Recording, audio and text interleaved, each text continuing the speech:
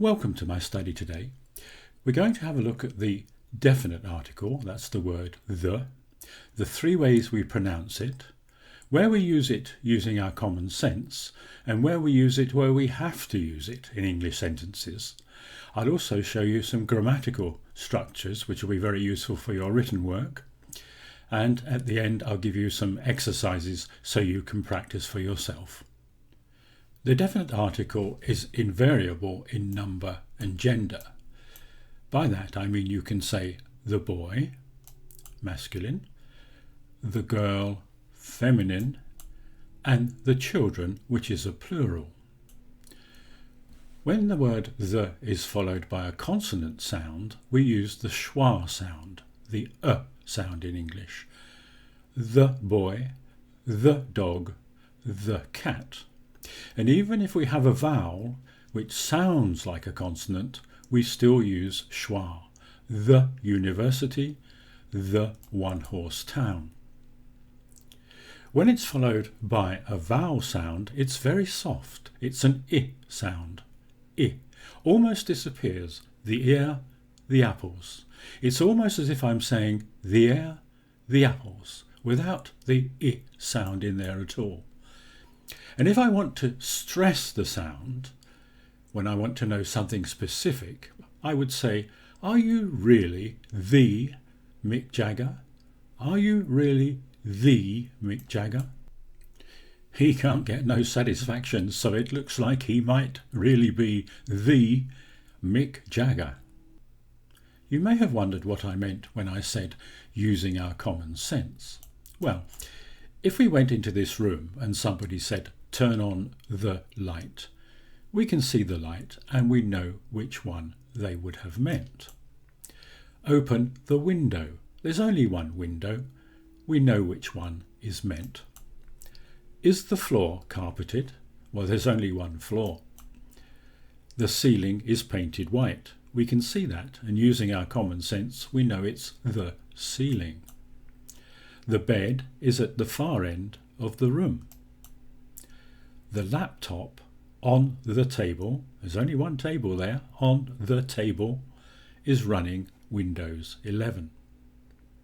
And there are some situations in English where you have to use the. You can't use a, you can't use an, you have to use the definite article. Let me show you some of them. Where we have only one thing or a group of things, we use the. For example, the sun. It's a good example because certainly in our solar system there is only one sun. The sun is shining today. Similarly, the stars, and for points of the compass like the east, the north, the west.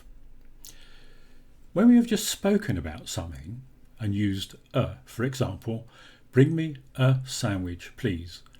We know what we're talking about if we refer to it again.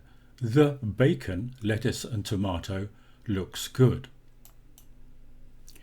A noun followed by a defining prepositional phrase. Here's a good example.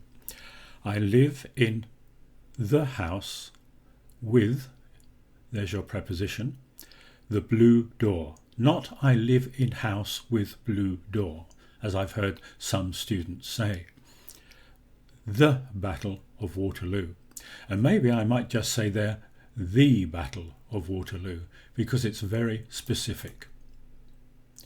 When we use titles, especially the English kings and queens, although it doesn't look like it when we write it, Queen Elizabeth and then followed by a 1, but we speak it as Queen Elizabeth the First, King Henry the Eighth. For trades, like a butcher, Mr. Jones the butcher, Mr. Smith the carpenter. A union of countries or states, the United Kingdom, the Netherlands, the United States. And especially with geographical names. The Sahara, I'm sure you've heard of that, the Bahamas, which is a group of islands, the Thames, which is a river in London, and the Pacific, which is a great ocean. Here are some more. Ships, trains and planes. The Titanic. That's a famous ship, isn't it? The TGV. Le train à grande vitesse, if my French friends will forgive me. The TGV, the French express train. Hotels and institutions. The Hilton Hotel, the Ritz Hotel, I'm sure you've heard of that in London, the Savoy Hotel, and things like banks, the Česká Bank. Musical instruments we refer to with a the violin, the guitar, the drums. Nationalities, the French, the Spanish. The French cook better than the English. Well, possibly, I'm not too sure about that. Entertainment, forms of entertainment, the cinema, the theatre, the ballet. And especially when we talk about groups or species, I could say, for example, a rose smells sweet. But if I want to talk about all roses, the rose is a beautiful flower. I mean all the roses. The elephant can be a dangerous animal. And family names in English. The Johnsons live next door to me. We refer to them as a group, the Johnsons. The seasons of the year, the springtime, the winter. But notice we do say in winter, in summer. We could say in the winter, in the summer. In English they are about equal. Now there are a lot of examples there, and I know it's sometimes difficult to learn all these things, but you really must know them in English. It's very important. So look back, take your time and try to memorize some of them. Now here are some important grammatical examples which you also have to know. When we have a noun followed by a defining relative clause, this is the dog which won a rosette, I can't say this is dog which won. I have to say this is the dog. When we have superlatives, Peter is the oldest man I know, the tallest building in the world. We require the in front of the superlative.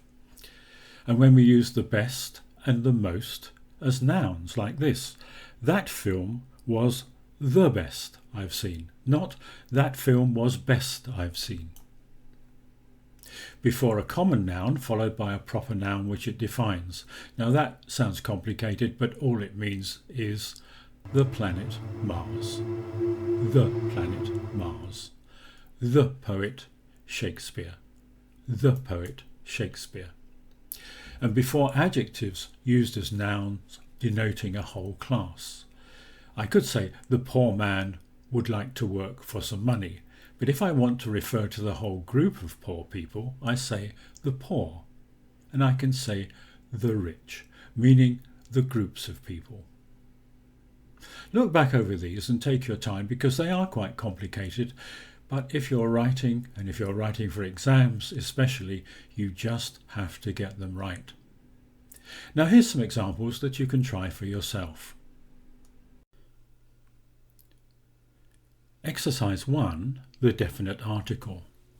Filling the spaces with the word the. The answers follow.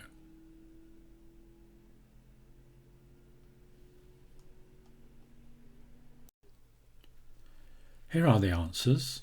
You can take your time by pausing the video to read through to see if you got everything right. If you find any problems with that, leave me some notes in the comments below and I'll reply to them if I can. Now I really must say goodbye, and next time we'll look at the zero article in our 4th video on the definite and indefinite articles. Quite a big and difficult subject. So thank you for watching. I'll see you next time. Bye.